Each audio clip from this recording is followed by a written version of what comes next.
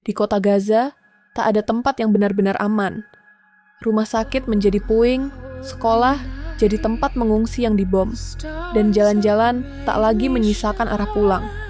Di tengah reruntuhan itu, satu pertanyaan bergema di seluruh dunia.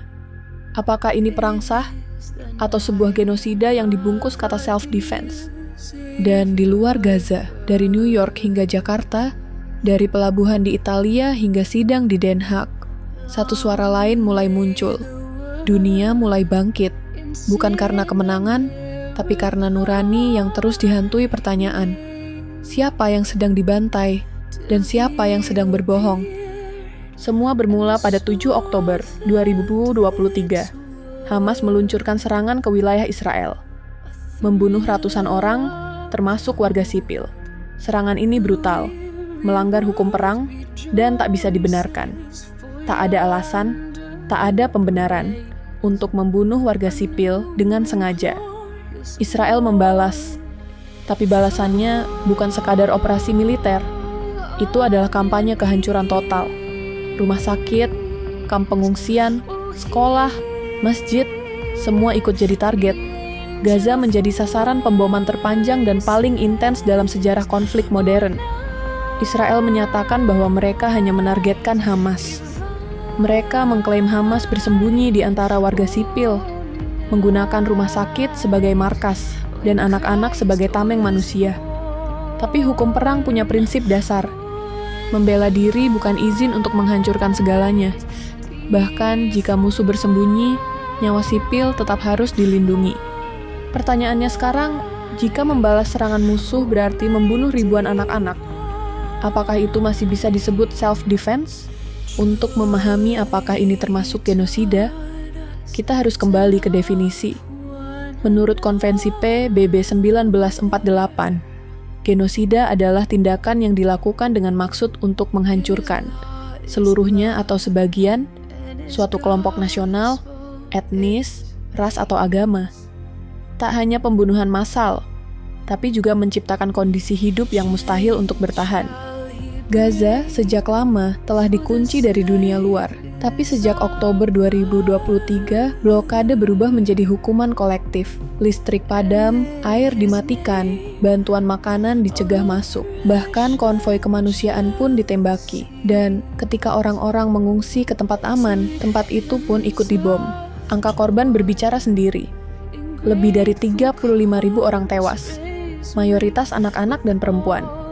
Infrastruktur runtuh, rumah sakit kolaps, dan yang selamat hanya bisa bertahan dengan roti basi, air hujan, dan selimut luka. Di sisi lain, kita tidak boleh buta pada kejahatan Hamas. Mereka tidak hanya menyerang tentara, tapi juga membantai warga sipil. Mereka menahan sandera, meluncurkan roket dari kawasan padat penduduk, dan dalam banyak kasus, tidak membiarkan warga keluar dari zona konflik. Itu kejahatan, tapi apakah membalas kejahatan dengan menghancurkan seluruh populasi adalah bentuk keadilan atau kejahatan yang lebih besar? Yang lebih mencemaskan adalah pernyataan terbuka dari beberapa pejabat Israel. Ada yang mengatakan Gaza harus dihancurkan total. Ada yang menyebut seluruh penduduk Gaza sebagai musuh. Ada yang berkata, kami akan buat Gaza tak bisa ditinggali. Ini bukan sekadar retorika perang. Ini adalah sinyal niat. Dan dalam hukum, niat adalah inti dari genosida. Pada Januari 2024, Afrika Selatan menggugat Israel ke Mahkamah Internasional. Mereka menuduh Israel melakukan genosida terhadap rakyat Palestina. Mahkamah tidak menolak gugatan ini. Bahkan, mereka mengeluarkan perintah. Israel harus mencegah tindakan genosida, melindungi warga sipil, dan membuka akses bantuan. Tapi di luar ruang sidang, pertarungan sebenarnya terjadi di jalanan. Di kampus-kampus AS, mahasiswa berkemah demi Gaza. Di pelabuhan Eropa, buruh menolak bongkar senjata.